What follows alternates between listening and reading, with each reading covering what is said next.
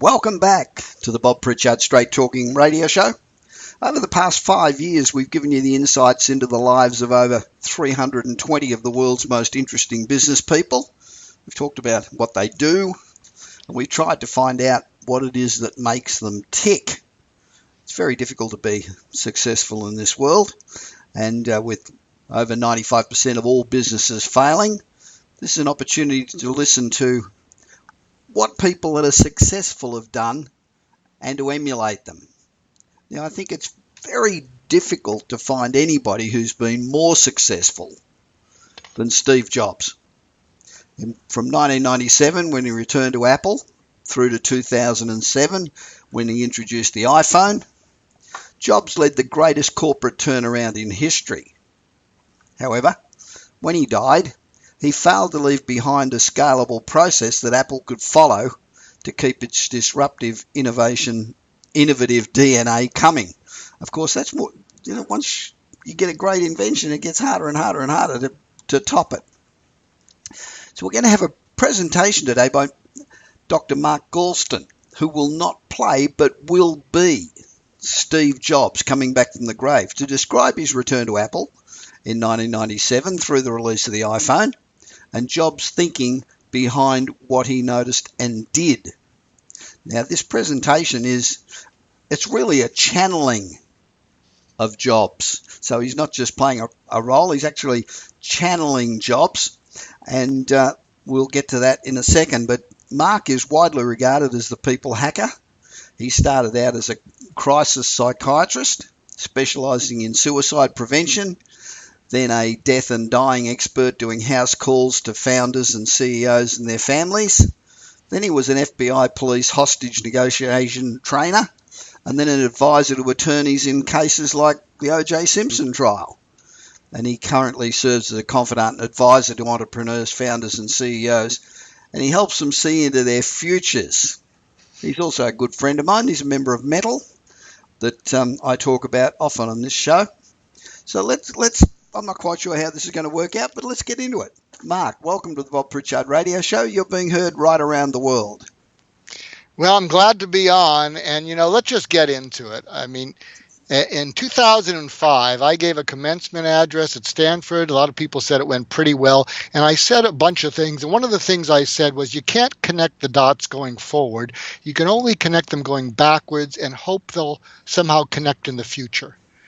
Well, I ran out of future. But when you're cooling your heels in eternity, you got a lot of time on your hands. And I came back to connect the dots. And the reason I came back to connect the dots is I blew it. What happened is I was the DNA. You have to have at least a little bit of biology to understand what I'm about to say. But I was the DNA of Apple. Tim Cook has done a great job, but he was the RNA. He was the person who sort of took my DNA and sort of got it through the system. And Johnny Ive was my 3D printer. He was the protein. And he could take what was in my mind and turn it into something. Why I love Johnny is because I knew what I wanted to see, but I couldn't build it, and he could build what was in my mind's eye. That's why I loved Sir Johnny Ive. And so what happened is I'm back to give you a little taste of that DNA.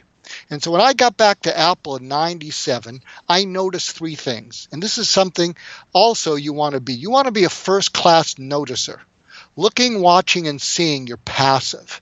And I was a first-class noticer. I could look at something. In fact, I'm noticing this frickin' green dot because I'm supposed to stare in the fucking camera. And I'm doing the best I can and trying to be authentic. And so when I got back, I noticed three things. What I noticed is it was in shit shape. I mean, what Scully, Spindler, and Emilio did, boy, did they wreck it. And that's why I agreed to be sort of an advisor. Of course, I was trying to shoehorn in and sell them my next software because that wasn't selling too well. And so I agreed to be an advisor. Then I was an interim CEO because I didn't want another failure on my head before I thought I could turn around. And this is what I noticed.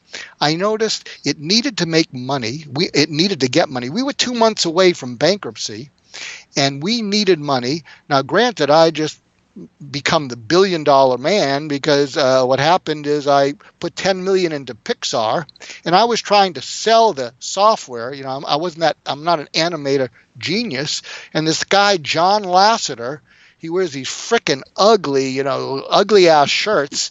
And he's working on this little thing called Toy Story.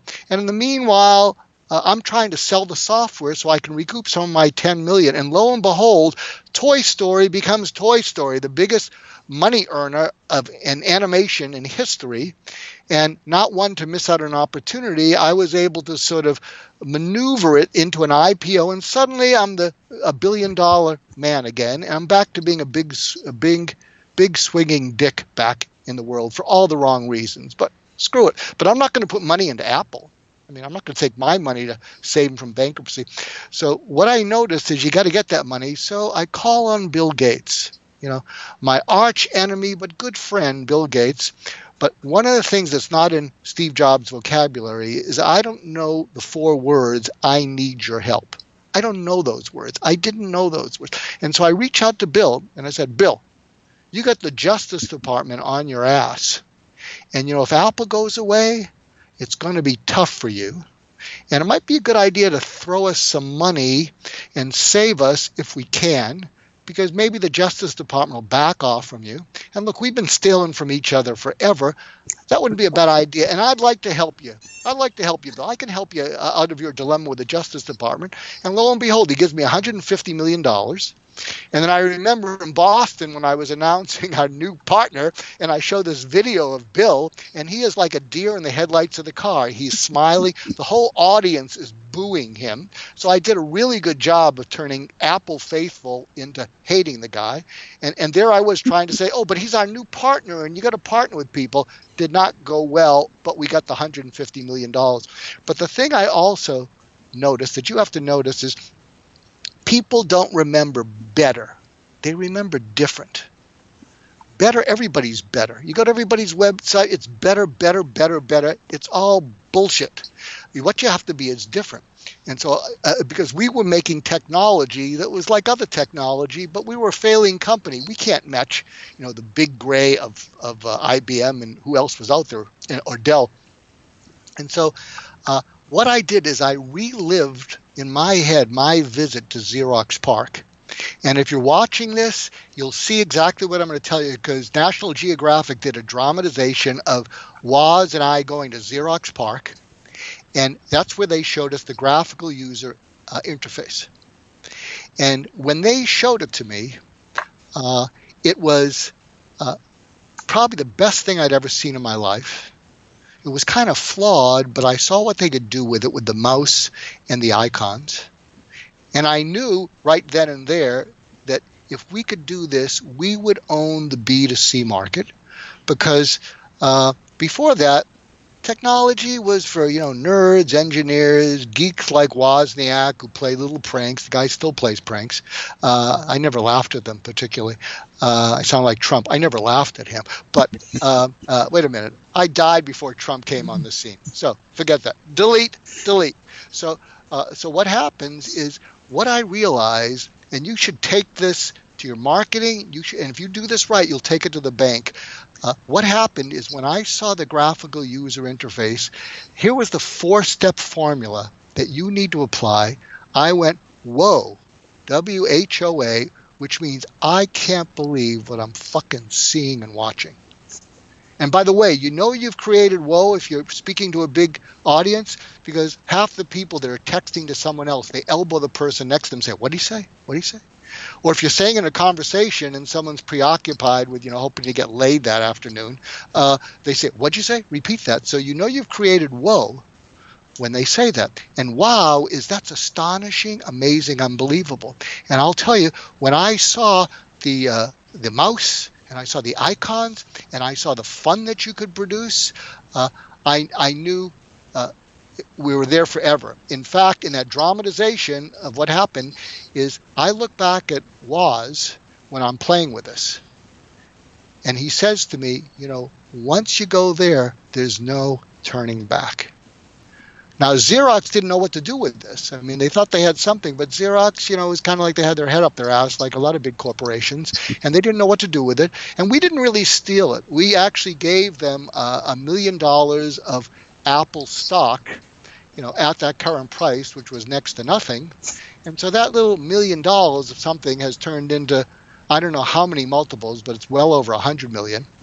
So it wasn't a bad investment for us to lift something that they didn't know how to use anyway. And then the was I could see that this was going to grab the attention of consumers. And then the yes was they didn't tell us how to do it, but Woz and I could picture how it all fit together, and we went back to Apple and we built the Macintosh. Now that brings me to another thing. One of the things that creates whoa, wow, yes, is you really have to blow away people when it comes to user experience. There is now another crowded officer in the C-suite called CUX. That wasn't even around when I was alive. Chief User Experience. There's too many Indian chiefs in these offices, but I'm dead. Deal with it. But people will say that I was the user experience king. That I defined it for personal computing. And so here's what usable experience consists of. And if you do this, you will create a whoa, wow, yes. Oh, and by the way, sometimes when you're marketing something, like when I'm marketing whoa, wow, yes, and people go, well, that's very interesting. When I'm marketing that and telling people how important that is, there's something called the rule of opposites. So sometimes when you want to hook people, and there's someone's being there, well, I didn't invent it, so it's not that good. Oh, fuck you. Without it, you're going to fail. But the rule of opposites is, what's the opposite of whoa, wow, yes? The opposite of whoa, wow, yes is nah, never mind, no thanks, pass. Wouldn't you agree? I mean, that's true. So you're going to learn the opposite rule applied to user experience. So first of all, whatever you're building has to be relevant to what they're looking for. I mean, otherwise it's going to be that tree that falls in the forest and doesn't make a sound. And what I like about this lean business method is don't be paranoid and withholding about stuff, even though we did that at Apple with all our stuff, but that's another story. But get a minimal viable product out into the outside and see if anyone cares about it. So get it out there and don't be too worried that someone's going to steal it, because no one can implement anything anymore. Other than what they can implement what they're doing, inside their company. And so it needs to be relevant. Otherwise, you're going to pile up all this inventory. You're going to have to hard sell it to people who neither need it or want it. It's going to be a big waste. So whatever your product or service is, it has to be relevant to whoever you're selling it to. The next thing is it has to be simple. Why simple? Because people are more and more specialized now. And especially guys. Guys are so focused on what they're specialized in that 6 degrees to the left or the right, it's not a bell-shaped curve, it's a fucking hologram. Over here, 6 degrees, they're incompetent. Over here, they're 6 degrees and they're incompetent. And so it has to be simple, or else you're dragging people, especially men, who can never admit they don't know what the fuck they're talking about, which is, if you ask any of their wives, that's largely true. But what you have to realize, it has to be simple, because people hate feeling stupid. That's the rule of opposite. The rule of opposite for relevant is irrelevant. Who cares? The next thing is it has to be reliable. If it's not reliable, people get frustrated. So people don't like something to be irrelevant, make them feel stupid or unreliable. And I know any of you, hate to say this, Bill, hate to say this, Michael Dell, your PCs still have problems that we don't have at Apple. All the virus and everything. And I know any of you who are watching or listening to this, if you own a PC, you've broken a PC by throwing it against the fucking wall because it froze on you, you lost something, you didn't retrieve something. So it's got to be reliable, or else people are really going to get pissed off. The next thing it has to be is it has to be fun. The world lives, lives of quiet desperation. You put a smile on their face, you're home. One of the things I learned about that was when I was at Atari. Because what happened with all these video games is we We suck the hell out of, I wouldn't use this word, but I'm using it, intimate conversations, and we replaced it with adrenaline rush. We brought video arcades into people's living rooms. We addicted the kids and their parents played all these fucking Pong and video games. That's why the video game industry will always go on, because people, they get saturated, they get bored, so you have to do to the next thing. And then the next thing is going to be virtual reality, and then we're going to circle back to like the snuff films. People are actually going to kill themselves in the game because that's an adrenaline rush. That's probably down the road, and they'll do it with a drone, from what I hear.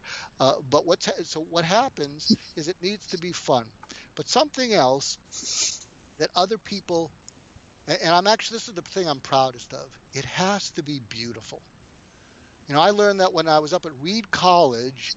And I dropped out because I hated wasting the hard-earned money of my adoptive parents.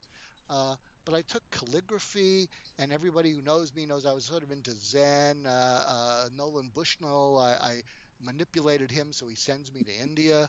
And what happened is I saw what beauty means. And the thing about beauty versus fun puts a smile on your face. Beauty is awesome. Beauty takes your breath away. And I was so focused on beauty and presentation, and people on the inside know I did this, I became obsessive about the packaging of Apple products. They're all white. It doesn't look like this ugly corrugated shit. And the reason being is we're pre-selling the experience as soon as you buy the Apple product. I mean, you see it, it's in that white box, it's really neat. You're already excited about before you see it. You see something before you see it. So it needs to be beautiful like that. The other thing that it really needs to be, and I got away with this, when I was at Apple, and I died soon enough. But with all these frickin' millennials, it's got to be socially redeeming. I mean, if Monsanto, go fuck yourself with all those seeds that you're killing off. I mean, you really got to be helping the world, because if you don't do it, the millennials will have nothing to do with you. So those are the keys to user experience. It's to be relevant, simple, reliable, fun, beautiful, and socially redeeming. And what's the rule of negatives? How's this for your user experience? It's irrelevant, it's complicated, it's not reliable, it's boring, it's ugly, and you're socially fucking the world. Try and sell that to anyone with half a brain. So that's what user experience is. And you do that, you're going to create whoa, wow, yes. And then the next thing you need the money. If you have a Bill Gates, see if you can maneuver him to get some money out of it, so it doesn't come out of your pocket. And the second thing is create stuff that creates this whoa, wow, yes experience using the user experience formula I gave you. And the third thing is you got to get a great team.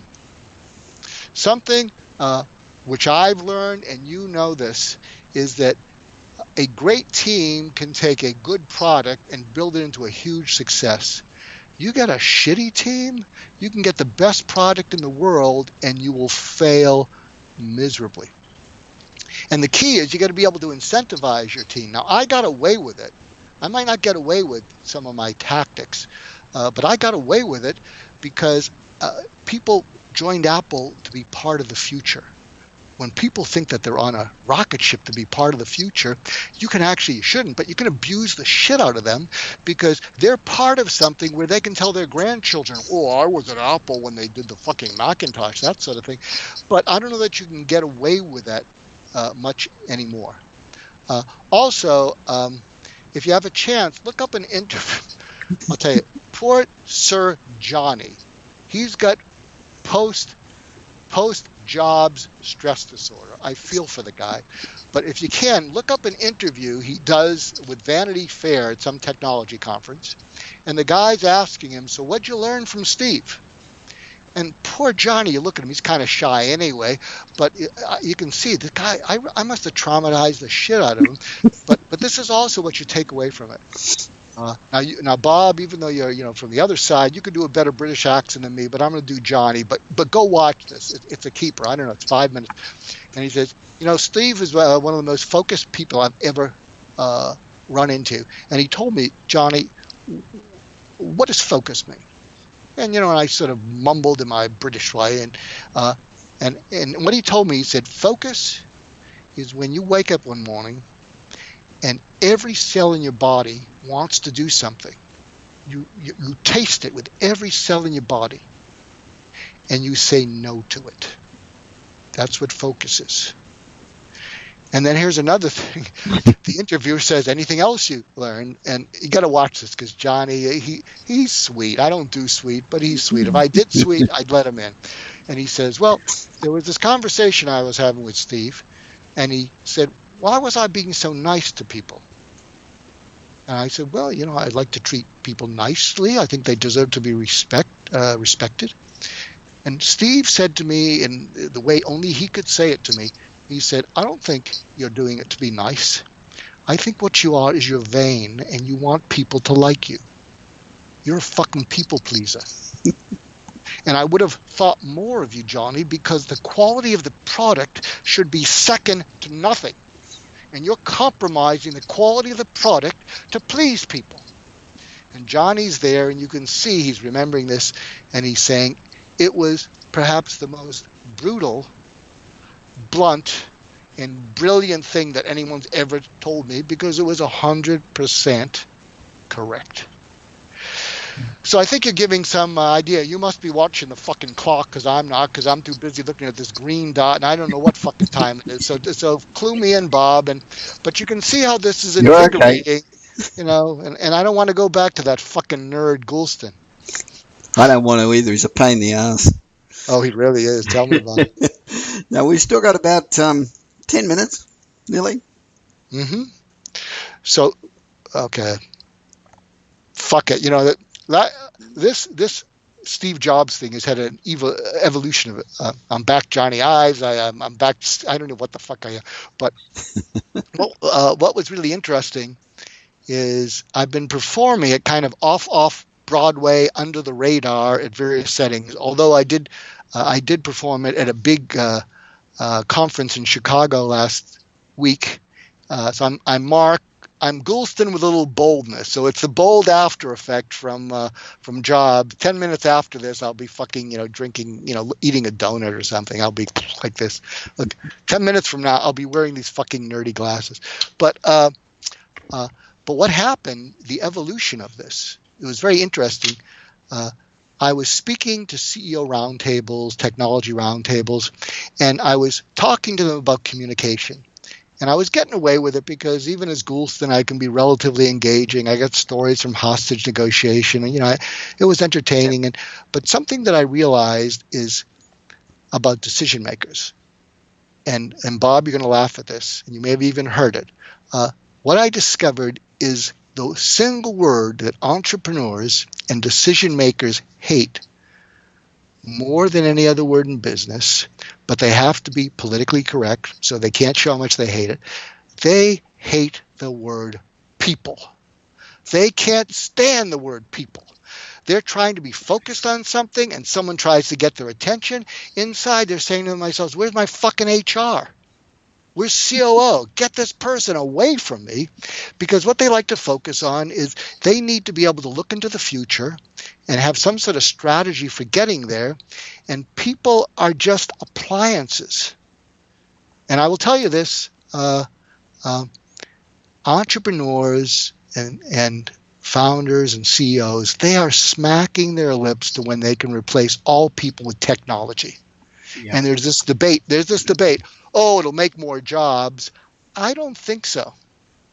I've been talking on the show about the potential of 60% unemployment within not too many years, 5 years, 8 years, because there's an example of a factory a couple of weeks ago that was announced a couple of weeks ago that they fired 90% of their staff, and they increased productivity by 300 and something percent, cut their costs by about 90%, no sick leave, no holiday pay, none of that, and they're booming. Why wouldn't you replace people with robots and AI and machine learning now?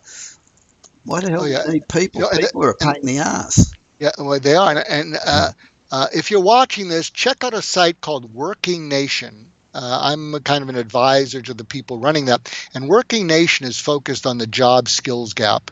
And really what they're pointing out, the people that are going to get hurt are the people between the ages of 30 and 60. Because if you're under 30, technology is in your DNA.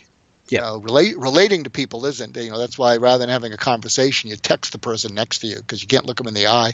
And if you're over 60, 65, you just want to make it to the finish line, and have a roof over your head. But between 30 and 60, they're intimidated by technology. Yep.